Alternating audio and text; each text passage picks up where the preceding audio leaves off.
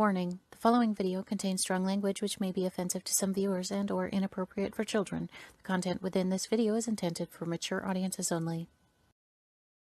Welcome to Everythin Yet Nothin. Here's a hillbilly in eyeshadow who's looking fabulous and talking about anything yet something. Get ready to chew on a blade of sweet grass and talk about a variety of LGBTQ topics to the lifestyle of a gay hillbilly. Watch out, folks. These hills don't just got eyes. They got themselves a vodcast.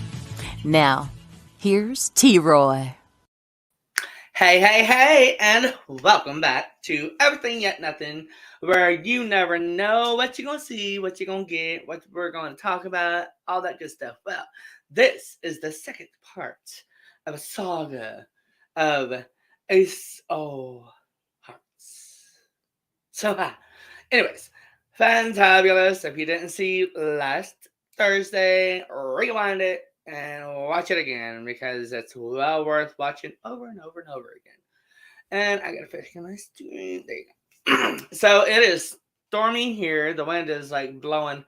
It blew our skirting off. It blew our trash can over. I mean, this old lady, she was like little, real tiny. She was all walking to the Dollar Tree earlier. And she was just, it was everything for her to just stand up. And I was like, oh, girl, don't fall over. She was like, I think I'm about to blow away. I was like, well, it looks like it, too.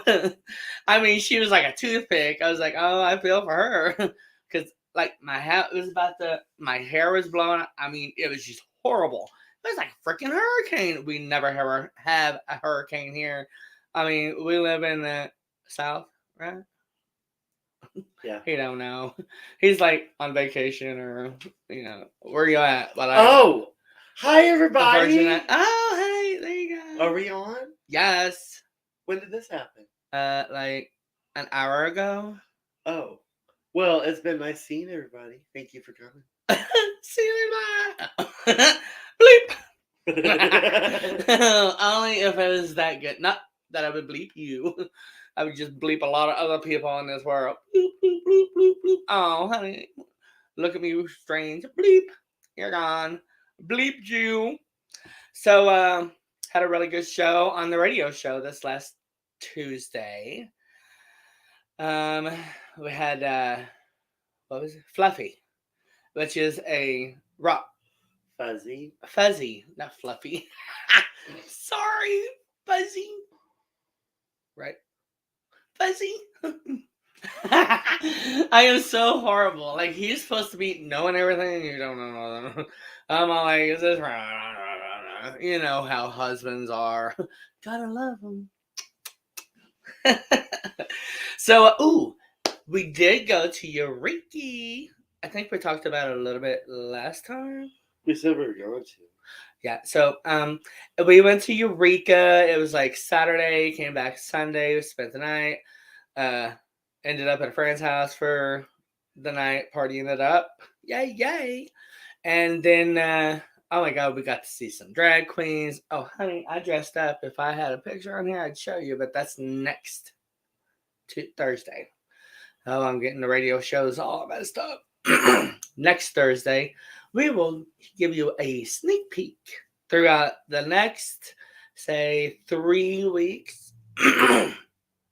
And then we're going to have like a LGB going, all the trips that we've ever taken to Eureka. And I'm going to try to get some of the guests to come on that has went with us because we love sharing Eureka with others. Like, it is a very welcoming, very warm, very exciting, just place to go. It's like 35 minutes from here, and it feels like it's hours away.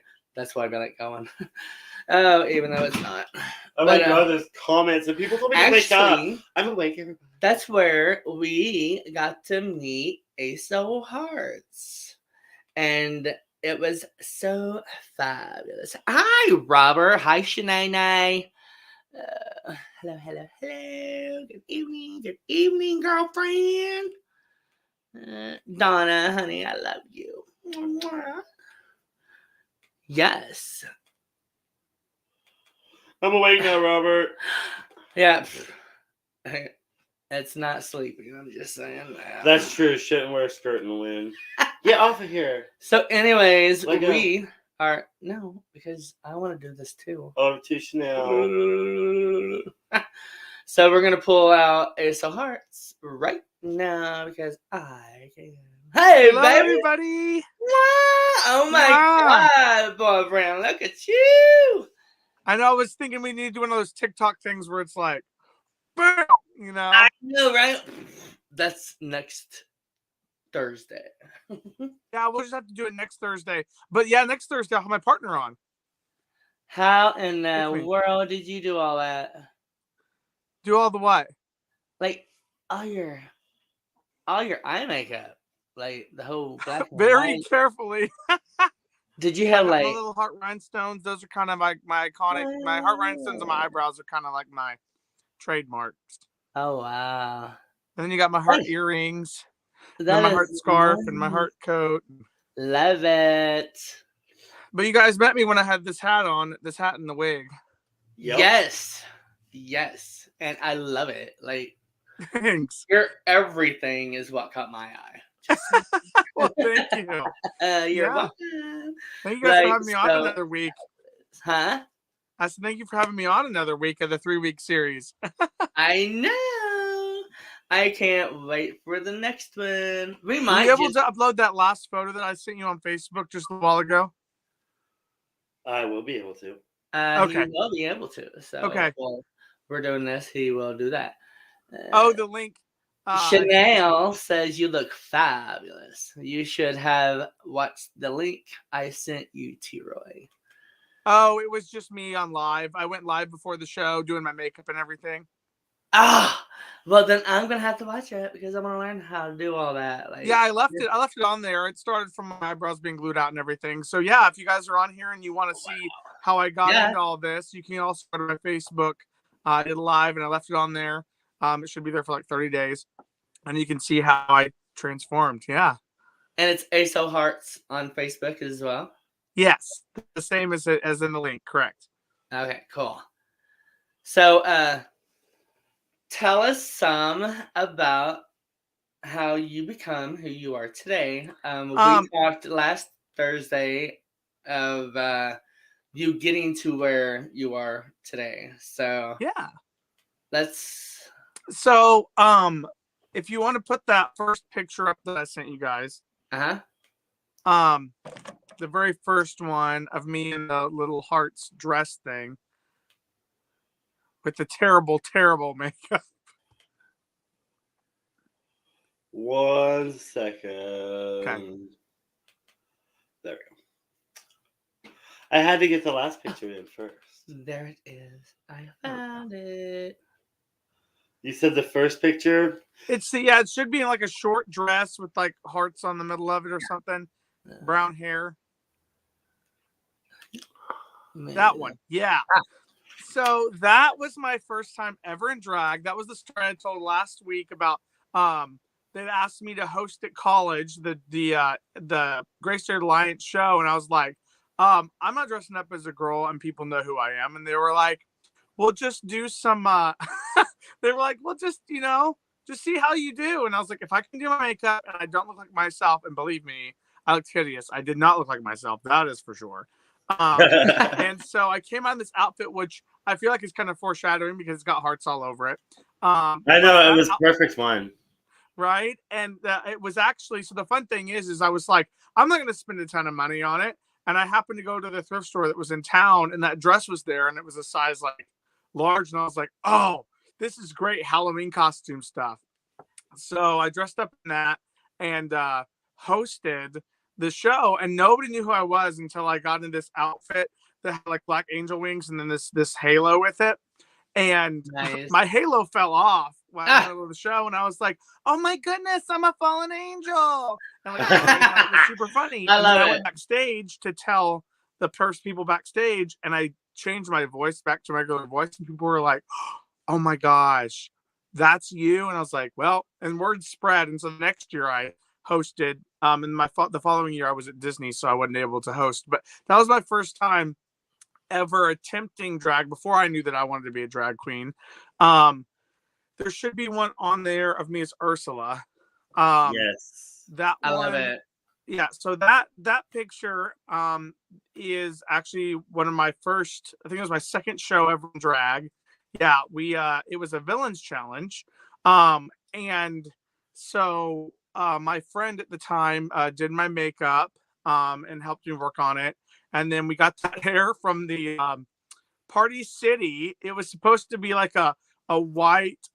It was in like the section for like dressing up for what is it, like being a fan in the crowd, and so we sprayed purple into it. And then a friend at the time, I hadn't officially like gotten really good at sewing, and that was a steel bone corset. And so one of my friends had dressed up for Halloween as Ursula, and I was like, "Can I use your tentacles?" And I went in there and won that, and it just kind of expanded my career.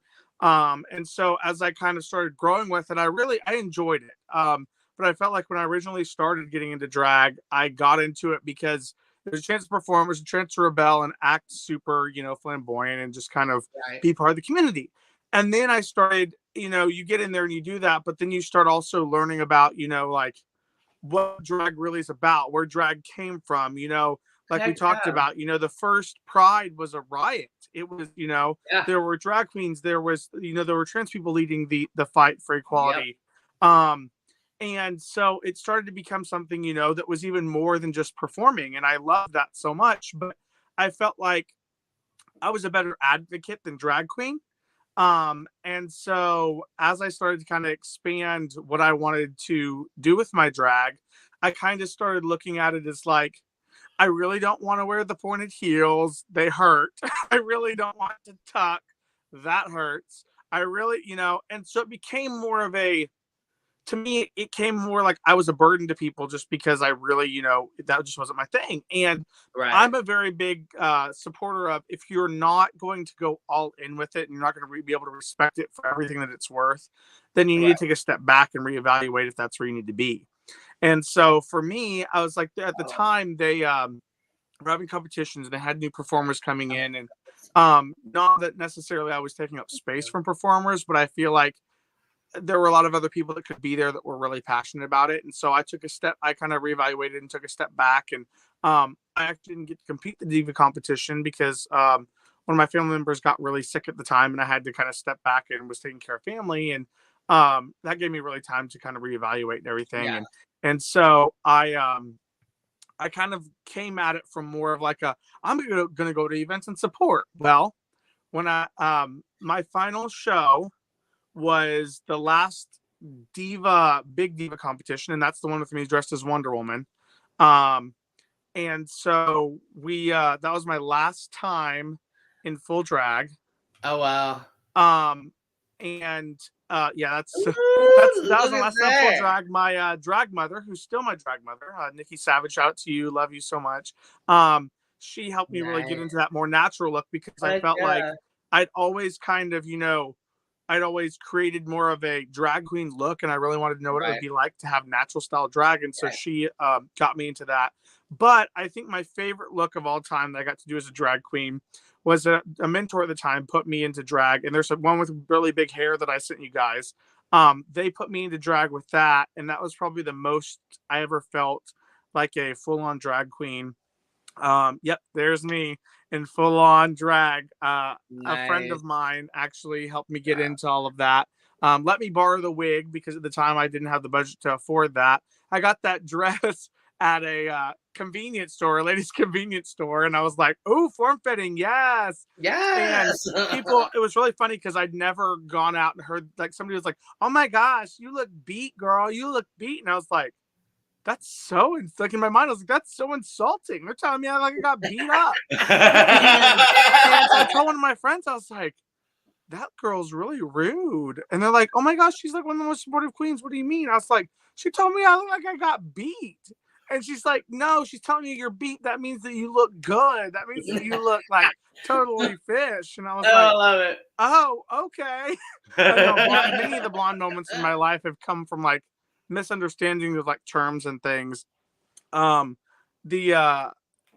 was one of those things that like my whole life I've had to like, I feel like I've always been because I grew up around older adults and stuff, I've always had more of a mature perspective. And so, did somebody comment? Did I miss a comment? Yeah. Said Ace, you and Wonder Woman 2. Oh my god, I am howling. Yeah, okay, so funny fact about that. So that Wonder Woman picture actually got me a job for a singogram. I got hired in to embarrass this guy by his wife on his birthday, and they went in and I did a Wonder Woman act to I Need a Hero and gave him a lap dance in the middle of this restaurant that's not even like, they don't do any drag shows or anything. And this guy was so embarrassed and turned bright red that he promised his wife, he's like, I will never upset you again as long as you never let or have somebody do that again.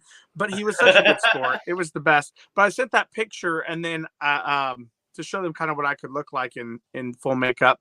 And the lady was like, let's do it. And so I went in and did it. And I got a lot of other jobs. I got to embarrass the head coach of the Arkansas baseball team as a grandma and come on and embarrass him. And so drag kind of understanding drag and developing the drag really let me kind of explore and have fun with other aspects, which I mean, one thing that I've heard a lot of queens say, is sometimes drag isn't something you take too seriously. Well, I think that depends on what drag has played in your life, because sometimes drag has saved a lot of people's life. I mean, it's become, I mean, if you look even like whenever they did We Are Here, that guy that was the preacher, they're like, this isn't funny. Like this saved our life. Like Six was on there with Eureka. Yeah. And they were talking about, which is crazy because when we saw Six was at Miss Continental, because Six was walking around with Eureka and actually walked up when I was wearing that coat that you showed me with the fur arms, and asked if she could buy it off of me, and I was like, this is my first time wearing it. I'm glad you appreciate it, but I'm not ready to sell it yet. But I was like, Six wanted to buy my coat, right? I was all about that. I think call her Six, I think is what her name is on Instagram, but she's incredible. And if you ever get a chance to look her up, those of you guys that are watching, or even you guys, if you get a chance to look her up, she has such a story of redemption, because she was homeless for years before she ever got into doing drag, and drag did save her life. And to this day, she's she's award winning. She won some awards for her makeup on We Are Here this last year, and all kinds of stuff. But and drag, I think in a sense, drag kind of saved my life, because I've had a lot of things in my life that have been like, I'm good at unicycling, I'm good at ventriloquism, I'm good at juggling, I'm a jack of all trades, but it was always like I had to find the perfect niche for those things to fit. And once I was able to create this persona, I was able to, you need to try and bring a female Yeti in a bikini. There's some of them on TikTok that are there. That'd be fun though. Yes, I follow one. I was able to kind of bring everything together. I have a lot of things like right now, I got asked on my live earlier. Chanel had asked me, what my favorite music was and what things I like to perform. And, when I originally got into it, it was the hard rock and roll, it was the 80s rock, Kiss was my first concert. It was my mom's first concert back in the day. And so it was kind of something we bonded over. And, the Eagles and Journey and all that kind of stuff. I grew up on that. Yes.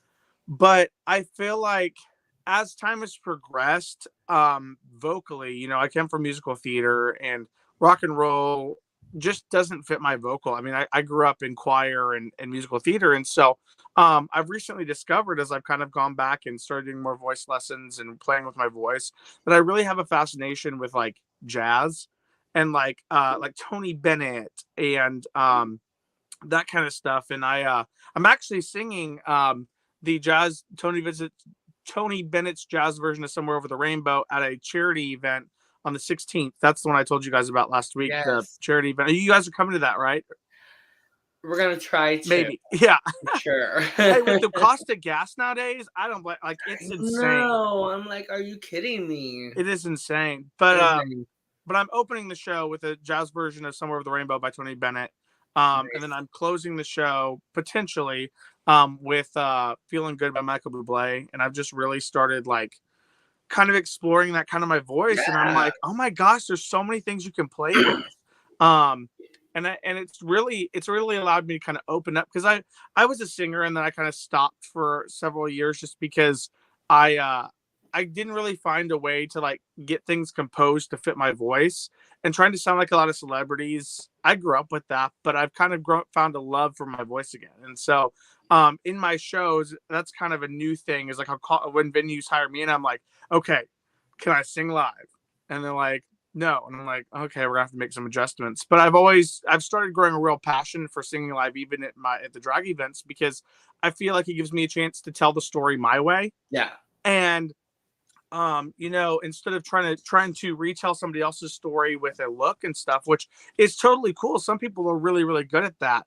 It's Right. just, I feel like I want to be able to take it a step further and play with, what these artists have developed and given us. Yeah. And I think that's the same thing with makeup. If I encourage anybody that does drag or gets to listen to this, people ask me all the time, how did you do that? Or how did you get good at that? Or how did you do this? And for me, it's been, playing with makeup. Whenever I first got with my drag mother and she kind of pulled me under my wing, she's like, I will work with you. But I need to see that you're working on it too. I need to see that you're adapting it, because I feel like when I first started, I think when anybody first starts, they start trying to look like somebody that they admire, Right. which is great. But there's a point where, as an artist, the way to stand out or the way to be, something that you can be proud of in yourself is by being able to feel like you fully put yourself into that art. And for me, mine was kind of finding my tokens. I mean, I have several people that I admire in the drag community. I love Landon Sider. He's a drag king. And then I also love Axel Andrews, who has come up here. And he's very known for having like a very chiseled beard and spiky eyebrows and stuff. And he's very much into like the punk and soft rock and that kind of stuff, and even rave music and everything. And for me, I was like, okay, how can I still have that drag effect or have that persona effect, and have that level of elegance, but still have a piece of me. And so through finding my voice, which I think really helped with developing a name, and then from there being like, okay, hearts are my shtick, but to not overindulge in hearts, what do I want to do? I really like my reds and blacks. Those really kind of fit with me. And then I was like, okay, people want logos, and looks and stuff. And I've seen a lot of logos that drag people have done. And some of them, I'm like, if I saw that on a cartoon, I would know that was you. And so, like, for me, I really wanted to have a look that if it became cartoonified, which if you go on my Facebook or my Instagram, my cover photo there is my Or if logo. you just check out the ad that this was posted on. Say what? I said, or if you just check out the ad this was posted on. Oh, yes, check out that ad. That's true, yeah. If you click on that would be perfect. And it has, in my logo, it's my big sequin hat and everything. But it I think that's a huge deal because it still looks like me. And that was my biggest thing, is like when you see a logo of somebody and then you meet them, you're like, okay, it has my iconic eyebrows, which have become kind of a big trademark for me. It has my rhinestone hearts, which are popular. And then of course it has my big ruffle coat, which is right over here. You can kind of see in the actual bottom of the logo. And I was like, when my my incredible drag son was kind enough to, when he does my photos for my photo shoots, and Lucas Alexander photography is his thing, and he's incredible. But he can do anything from taking my photos to creating a logo. And we actually and we'll talk more about this next month because that's when it debuts, but I'll give hint. I do have a full merch line coming out that will be available as of May. It will be t-shirts, hats, potentially, if budget allows, we'll have like crop tops and tanks and stuff like that. But for right now, it'll have 2 different of my logos on it, and then a special logo for hats to be embroidered. That's awesome. But those will be launched. I have my fundraising show for National Showman to go to Florida in May. The last Saturday of May is that, and that's where my merch line will debut. So if you guys can make it, whoever can make it out in May to the fundraising show, it's the last Saturday. It will, you'll be able to purchase merch there. We have a whole slew of performers that are coming out to support, which is absolutely incredible, and I'm so touched to know that there's people out there that are able to support my mission and understand that I'm here to support them. And Yeah. I think that that's ultimately why I love the drag community so much. You hear a lot about the drama and drag community, which is always relevant in there, but I think Yeah. it's kind of like siblings. Like you guys fight or you have your tiffs, but the minute that somebody crosses a line that they shouldn't be, they're right there to support you. And I think that's a huge, we have brotherhood, sisterhoods, we have we even have non-binary hoods, which I think is huge. But I think ultimately, I know that I split those up, but I think ultimately we come together to form a community that would defend somebody, and fight tooth and nail to protect them. And I tell people all the time, I'm a persona that's supportive, but the minute that somebody crosses a line, that persona is still there, but it goes into protection mode. Like, I feel like if you've ever seen Blindside, I'm like the son in Blindside that she kind of adopts, you have that whenever they get in the car crash and he like moms her. I think that's like me, I get in that moment of like caring for people so much. But I've had to learn in life, to take for yourself as well, like have those moments to give back to yourself, or to understand that it's okay to take time or be like, I can't do this, or I need a break. And I think that that's what kind of my break between being a queen and developing into like what I call the drag genie, because I think that it allowed me to step back, evaluate what I loved about the art form, and develop that. And I love that the drag community is really expanding into understanding that it's an art. When you guys go out as the bearded queens, I think that's a huge statement, because at the end of the day, you are loving life, presenting that way. And I think that that's what we need to start really looking at, as a community, is like, are they happy dressed that way, or are they happy, as their authentic self? I have some friends right now that are going through transition, and you can see the aggravation because they just really want everything to happen right away. And you're like, understand that I'm going to respect you, and I'm going to see you how you want me to see you. Yes, the rest of the world will have to catch up. But at the end of the day, the people who mind don't matter, and the people who matter don't mind. And I love that Dr. Seuss quote. I carry that with me, all the time. But I think that sharing a journey with somebody, you learn so much. And I had a wonderful, she is so near and dear to me.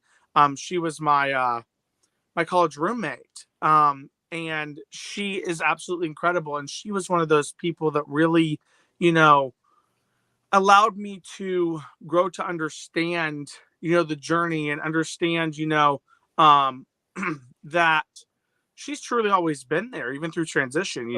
I think that that's what, even with parents with queer children, or with kids who transition, I think that's the thing is that they're so quick to be fearful of what they're going to lose, or they think they're going to lose, when in reality, they're gaining so much more, because they'll see the happiness of that person, radiate. And I've seen so many people that as they have transitioned to who they've always authentically been, and then they can see it in the mirror, or they can see, they see the world sees it, and I think it's so beautiful. And even thinking back to like seeing those moments, even though they don't say anything, you can just see the confidence or the space. And that's what we've really developed. I think even with my show that I host every month, is that we don't put up with disrespect of anything. Let's see. I want to have drag queens and kings at my funeral. I want them to do songs from Rocky Horror. We can make that happen. My actual first exposure to drag queens was Kinky Boots.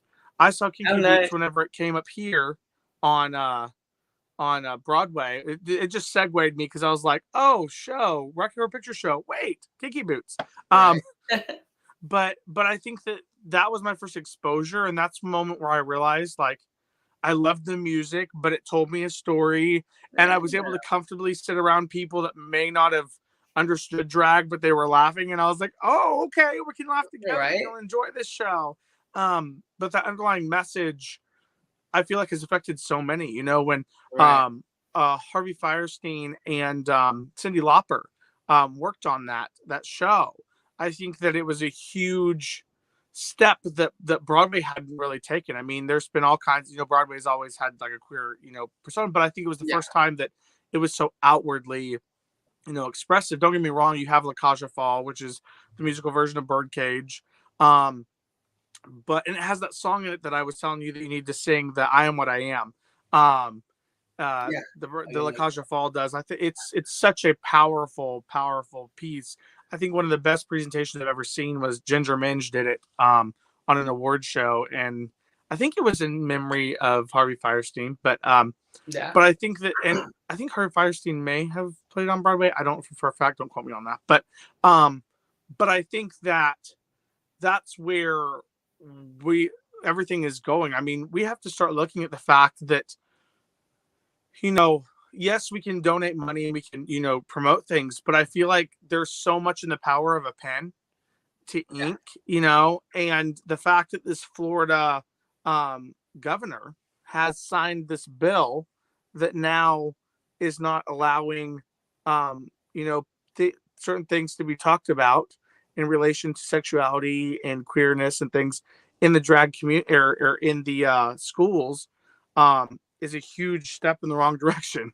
And I feel like we're backpedaling. And as advocates, yes, I'm not in Florida right now, but some future plans may make it where I am in Florida for a little while. And you can best bet while I'm down there, I'm going to represent, because I Oh think yeah, that baby. no, I'm not a huge presence that's known all over the place, but people will not forget that I was an advocate while I'm there. Exactly. And I think that, you know, the one thing that you guys mentioned last time, which I think was a huge like comment that I love, and Kevin's the one that said it, but is that, you know, what we do doesn't affect you in any way in your direct life. If we get married, well, how does it affect you? You know, you're not in the marriage, you're not Right. in the Right. household, you're not contributing. And then I also, one of my favorite ones, and I think it was Billy Porter that said this, but they're like, if you're not helping me pay the bills, then your opinion really don't matter. Exactly. You That's know, the way I look at and it. it's true. I mean, with the world that we're in right now, or in general, you know, it's one of those things. It's like, if you're not contributing to keeping my lights on, if you're not contributing to my, you know, and even if you are, if you're not gonna be supportive, I go elsewhere. You know, like Yeah. bye. Yeah. And so, you know, I think that there's a lot of, let's see, I have cancer ACE, and I was given 5 years, and I can't get it to go in remission in 2 weeks with this stem. So if you don't see me around in the next few weeks, I'm still in the hospital. Oh, well, much love to you. We're sending positive and healing vibes as much as we can. Totally be thinking of you, Chanel. I got this, babe. Then get it. What? We're arguing over who gets to push the buttons. Oh. I got this fancy little thing right here. And I got Gotcha. the computer in Oh front of yeah, I did share a picture with you guys the first time I got into Ace. It was a test picture. The first time I got into Ace is the little spiky haired one with the sequin coat. Yes. Oh. I get your raw hair. Yeah. This one was the first time that I got into Ace and was just playing with makeup before my and now you guys can see side by side. I definitely was not as clean and polished. The hairspray is on my forehead. There was supposed to be the right hairspray in my hair. My eyebrows definitely were not even, they weren't twins, weren't sisters. I think they were long lost cousins. I was going with more of the goatee stuff. I really had kind of, you know, I felt like I took my influences and I tried to put out there the best I could. Yeah. And for what it was when I first started, it was something that, you know, but I look back on and I'm like, oh my gosh, you know, I've come a ways. And I can only chalk that up to, thanking people who have mentored me along the way. And like I said, my drag mother. Now, this was from my first show. This is what I looked like in my first show. I definitely had kind of played a little bit more with makeup. Contouring was still, working. My brows definitely were a thing. I don't know if I would have done the red lip, but I definitely walked in and made a statement. This outfit I wore and did Somebody to Love by Queen. And it was a showstopper, and that actually was a huge cover photo for me for a long time, or even on posters. I think my one thing that I was so picky about, because I made that full outfit, but that hair was done by one of my dear friends, and I was really big on it being a heart pompadour, which it totally did, but I wore it so many times that it's now sitting up up there, and I'm like, I have to figure out how to get it back to the way it was, because the person normally who styled that is now traveling for film and all that kind of stuff. So I'm like, I have to get my heart hair back. Right. But yeah, that second photo, was probably one of my most proudest moments, because it was I'd finished my first outfit. I had done my first, hair thing. It was a huge hit. Let's see, look at that baby face. Yeah, she was telling me earlier, she was telling me, she's like, I would have thought you were with that baby face. I would have thought you were drag queen, with all that stuff. And I'm like, yeah, that's why the beard really, helps too. But yeah, it was more along the lines of I grew the beard out for a short film I was working on. And it may potentially get pitched to Hulu and Netflix, which is really cool. But that's another story for another time. Maybe I'll talk about that next week for future things. But I grew the beard out for that, and then my partner was like, I like your beard. And I was like, oh, you do? Okay. I was like, well, we're going to have to make drag work with a beard then. And it just became a thing. But I'd worked in a job previously, even whenever that picture was taken, where I worked in a lot of entertainment where I had to have a clean shaved face because I played a lot of younger characters, or so to referring to my baby face now, that saved me a lot in industry. But the roles that I've wanted to play have required me to be older and everything, so the beard kind of helps with that. And then I like the idea that it like really cuts off my cheekbones and everything, so it's really lended a lot to drag. But it doesn't mean that it takes less time to do makeup. That's the only thing. I feel like I have to be more precise because of the sharp edges and everything. But I definitely, goals wise, I feel like with the vibe that I have, I give a lot of like old Hollywood vibes kind of thing. I feel like that's kind of where it fits, or like more like Vegas vibes, Vegas showman vibes.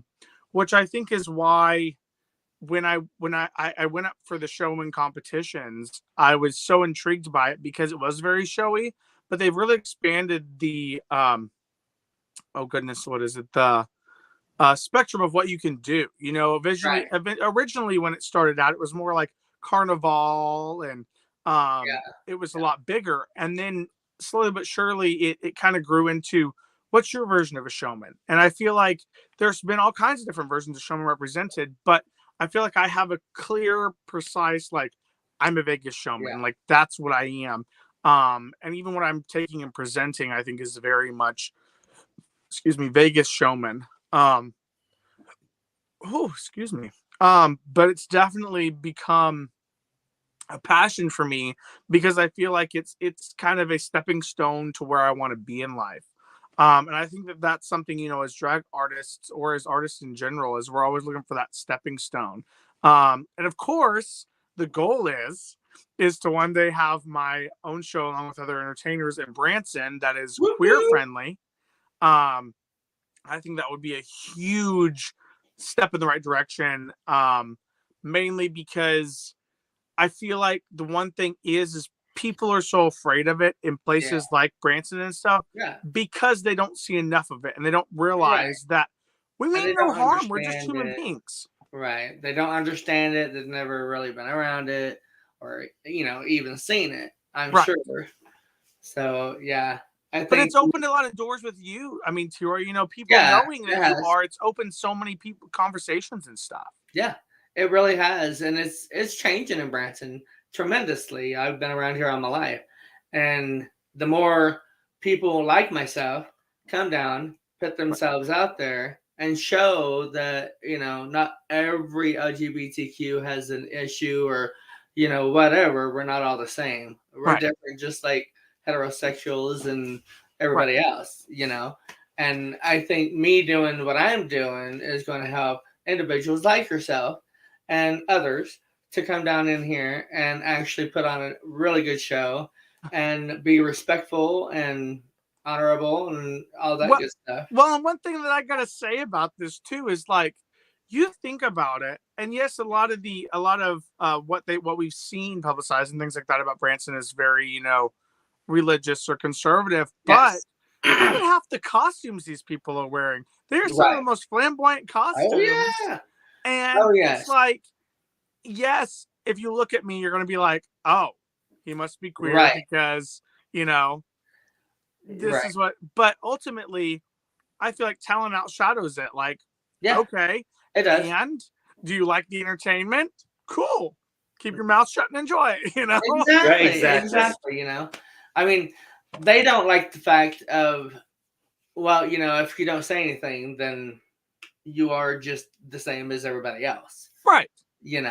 And they don't like the whole, kind of like myself, individuals don't, not all of them, but some of them are like, oh my God, look at him kind of thing. But I get a lot of, are you like a talent, actor down in here, or singer, or performer, or, just that right there. And I'm all And like, you're like, all of it. I'm all yeah, of it. I'm like, all of it, baby, all of it. You're like, somewhere over the rainbow, they found me, honey. And I usually my do. gosh. Yeah. So in Eureka, we were at the Rowdy Beaver, and this bunch of biker people from Springfield come up, and we're at this table. They come up and sit at the space beside us, and then T. Roy's going to go up there and he sings "Say Something," and so the music starts playing, and you hear these women. Oh God! Here, everyone's going to start drinking, or everyone's going to start crying in the bar. We've already been drinking. Now you're going to get sad.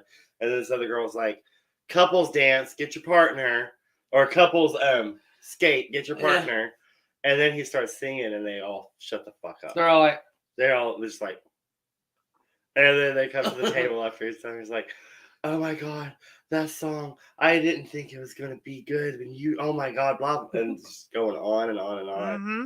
And I you can't judge a book by its cover. exactly. And they didn't. But and if they did, I didn't know anything about it. But whenever I did what I did, it literally opened their eyes and possibly changed their minds. Right. Well, it did change their mind. They were like, confidence. That's true. They're like, confidence oh God, here is comes everything too. I think the idea of like walking up there and being like, you can giggle and laugh, but watch this. Exactly. I'm like, come on. Yeah. I love I am doing not that. the bitch you're wanting to mess with. Yeah. That's the but ones girl, I see. you look, that whole crew, you girls look gorgeous. Oh my God. I'm still tickled by that urinal picture though with the butt cheeks. Oh God. I was screaming. Oh, that's Ghetto Tacky. She had a blast with that ass. Yeah, is Tim on here? Is Tacky Tina on here tonight? She was. She was. Oh my goodness. But yeah, you got a whole crew. Here? I was so wishing that I'd been able to be down there if I hadn't been on set. I would have been. Me too. Oh, but next year, Chanel. Kev, we are singing the other night, and you were singing the other night, and I loved it. Oh, Kevin, you sing too? Not very well. Yes, he did. What do you sing? What style? Oh, I sing a little bit of 90s rock. Yeah. Get it. Country. Some country. Hey, so that's why he went live. As a matter of fact, we were at this local bar, and Charlie Pride's grandson was doing a little show, and then he did karaoke and stuff there too. And I sang "Cumbersome" by Seven Mary 3. And then my second one was "Rodeo" by Garth Brooks. And so he made this big deal about it. Put this cowboy hat on me, and I was like, "Babe, take a picture of me with this cowboy hat." He goes live, and I love it. He's all like, "Babe, don't go live." I'm like, "I won't, honey." Like, hey world, check out what we're doing. Are you live? Never. The last time he did that, I sang "Gods and Monsters" by Lana Del Rey. Oh my God. And if I've been drinking a little bit, he makes love to I feel like I'm sexy. To the mic stand. There's a level of confidence that comes with drinking sometimes. Oh yeah. I see some people that We come in take and they're like over. reserved I'm at the bar, and all of a sudden, like halfway through the show, they're like, "Girl, look at me!" Right? I And they're can probably the twerk, and everybody's quietest like, one as they enter the bar. "Say what?" They're probably the quietest one Yes. that enters the bar. They're filling that out the does that. crowd, Like, and then they're like, "I'm about to act a fool." right. Oh, another we were there at the drag show with the Rowdy Beaver. This one, she was pretty. Come out and she's like dancing, and you know how you guys do when you want to dance. You want an audience member to participate. Well, she tries that with me. I'm a wallflower.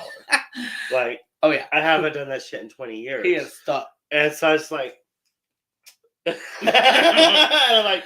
And I'm all like, hey, go dance. Go dance. I was Did you get like out there and a dance? headline. I was like, girl, Only you're not if- going to get that here. Only if she would have came to me, but she didn't. So, It's Do you the know who it was? No. Yeah, the drag queen that was performing there. Yes, great. Totally know who that is. Yeah, well, and that's the thing is, I saw a lot of people. I had some other friends that went down, and really enjoyed themselves. I'm like, next year, but I'm intrigued because Pride's happening here in June. But I think that I don't know. I may end up being on a mini adventure during that time. But yeah, we'll have to wait till next week to talk about it. But the other thing too is you mentioned country, and actually, this month's theme at my show is cowgirls and cowboys, and it's all country. Oh, awesome. Yeah, like it's it. gonna be legit. We have Mr. Continental that's gonna be performing in my show. Oh, nice. We have Mr. Arkansas Continental, I should say. Mr. Arkansas Continental. Who you guys got to see crowned. Thank you. Yes. Did you guys go to the after party? No, I had to work the next day. You're like, I wish. We have let's see, Mr. Continental, so that's Holland. We have Taylor Madison Monroe from locally. She'll be in the show. Oh, nice. Probably doing some of her impersonations.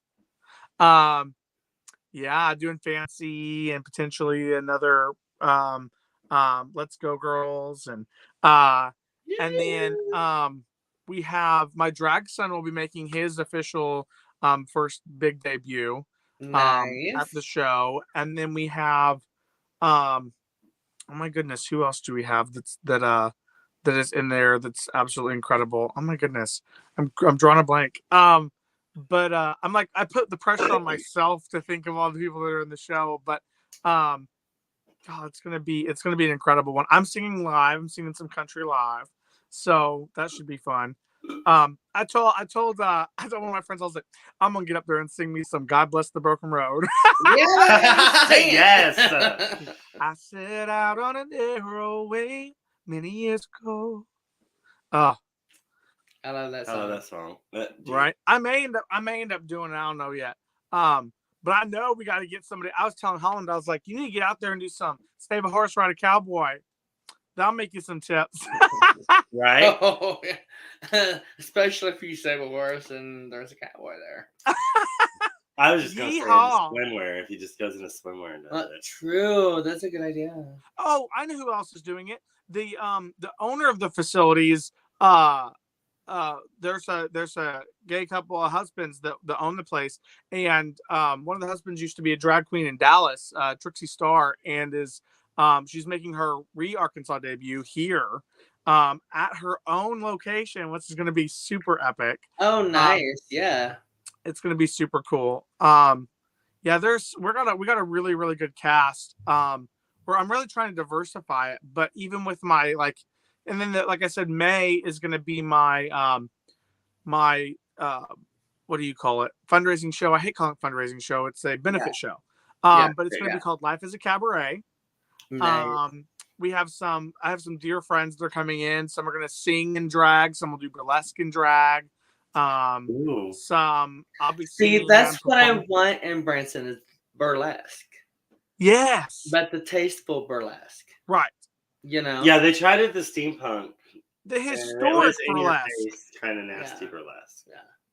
The historic style burlesque. The very 40s kind of burlesque. Yeah. Very much like the what do you call it? The gangster club burlesque, I guess. Yes. Yeah. Very much Absolutely. what everybody thinks the flappers are, what Gangsta. everybody dressed, but actually they were very much burlesque people.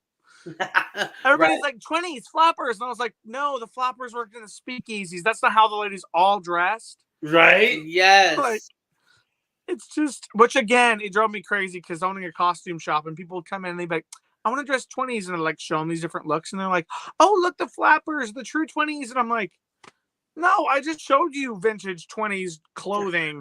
That's a that. I mean, if you don't look like you worked in a saloon or you worked in a speakeasy, then yeah, wear that. And they're like, what do you mean? I'm like, you think everybody walked around in flapper dresses back in the 40s and 20s? With the headpieces. Yeah. Yeah.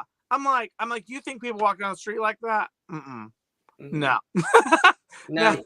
It's definitely And all that jazz. It's interesting that after I jazz. jumped in. Say what? And all that jazz. Yes, very much that. And I'm like, again, speakeasy or club, like, you know, it's, or Jailhouse Tango. Oh, I love that song. Yeah, that is a good song. Or Put It on the Ritz. That's another fun one. Yes. But it's definitely, and like I said, it's been a journey. I think even for me, because before I owned a costume shop, costuming and stuff, and the concept of costuming, Right. why drag queens wear 4-way stretch fabric, like all that kind of stuff, did not make sense. And then I started building costumes, and I was like, oh, Right. got it. Or like adhesives, I'd be like, well, why don't you just use this? And then they're like, okay, you use that. And I'm like, okay, then. And then I'd use it, and I'd be like, oh. You know, why don't you just use super glue to put it on? Yeah, right. Like, Super glue. yeah, Gorilla Glue, like all that kind of stuff. But I mean, Oh well, Tacky, she uses that Gorilla Glue to put her jewels on. Mm-hmm. oh, you mean her ears and stuff? She had like rhinestones down here. Girl put a jewel. And she was like, "What are you using?" She's like, "Gorilla Glue, girl." Did that not pull your skin off? No, if you do it on the top of the makeup, it stays. Yeah, she does. It doesn't pull off your that's skin funny. because the makeup has that little layer, but it still stays What did she because put it's down just the though? makeup.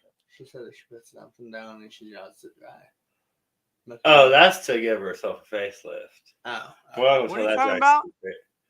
We'll talk about that backstage. It's a drag secret, girl. You know how those are. Hey, when I was a drag queen, I used to do those tape tricks and stuff, taping my face Oh back. God. But I can tell you right now, I was so afraid I'd develop early wrinkles. I had to stop that stuff. I bet. I was talking about how when I fixed my hair for work, because yesterday I could only find one ponytail holder. So I did a little like flip bun kind of thing. And one of the girls at work was like, oh, I just do my mad bun in one. And I use this one. And I'm like, I pull my hair back in a ponytail and I pull it tight, girl. And it's like this. And I was like, because when you're my age, you need every help you can get. That's why I said, that's why I start the day looking younger than I do when I end the day. Because by the time the day is, my face is I tell people I'm going to appreciate wigs more because I'm starting to get gray hair. And I'm not sure whether they're going to start trying to send me an AARP card or not. So I started wearing a lot more wigs. I'm like, they're going to see me on the street and be like, oh my gosh, we didn't put his name down? Man, we missed him. Like, hey, I'm not that old. I'm just graying early. But I hope that whenever I do start graying more, people will learn how to respect their elders. Right? We're going to be praying for that one. So when I first started growing my hair out, we also met Shangela's because when they were taping, we were here in Branson. So we met Shangela and we met Eureka. We didn't really meet Bob. And I looked like Rosie O'Donnell in this picture. Shangela, she's short. And we're at the local bar and he's a boy at the time. And so I'm taking this picture and I'm like, I look like an old lesbian because my hair is naturally gray. He did. I was like, So, I know, honey, you don't. I did. I look like Rosie O'Donnell. So I grew a beard out and dyed my hair brown. Hey, What's funny is because I wear a lot of platform shoes and stuff, and then I tend to wear bigger wigs. Trying to get through the doors in my house are like terrible. And I was walking around today. I was like, oh, I'll wear my red and black pompadour, or my big hair, or whatever. And then I was walking through one of the doors. I was like, no, mm-mm. Especially once I thought I was late and we were supposed to start at 8. I'm sitting here running around. I'm like, I don't have time to pin a wig on. Just throw on my little finger wave wig and throw on my hat and we'll be good. And then I get on here and they're like, I can imagine. Like, what's going on? I'm like, I'm so sorry I'm late. And they're like, honey, we don't start till 9. I was like, oh, woo. Only if I would have known 30 minutes ago, bitches. Were we supposed to pause for the commercials? Oh, yeah, we do need to do a commercial. Yeah, we're going to do a commercial and then we're going to come back with an ending. It's going to actually be a short commercial, though, because I'm not going to replay the Parafest commercial because it's really expired. long. I mean, Parafest is over. Oh yeah. It is. It's like he hasn't got us a commercial yet. So we're just going to do merch. Yep, merch. We will be right back after these commercials. It's only a 37-second commercial. Oh, yeah. Life just got sweeter now that WLFE DB has merchandise. Show your support by purchasing your t-shirts for WLFE, Paratalk Radio, Inside the Drag Closet, and more. But it doesn't stop there. T-shirts, coffee mugs, tanks, buttons, cloth bags, and more. Go to WLFE-DB.com. On the top bar, click on the merchandise tab and bam! There you go. You got merch. Support the shows. WLFE-DB.com.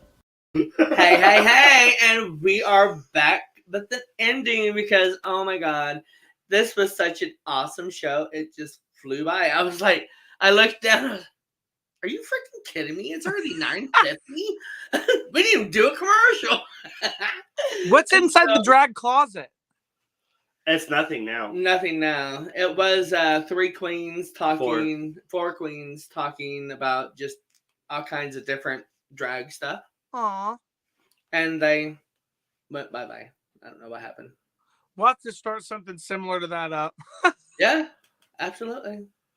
No, sure. We don't have any plans to see Jason later, but if we do, we'll give him a big hug for you. Yes. Do you want to? I can't give him a bye kiss, Chanel, because I'm gay.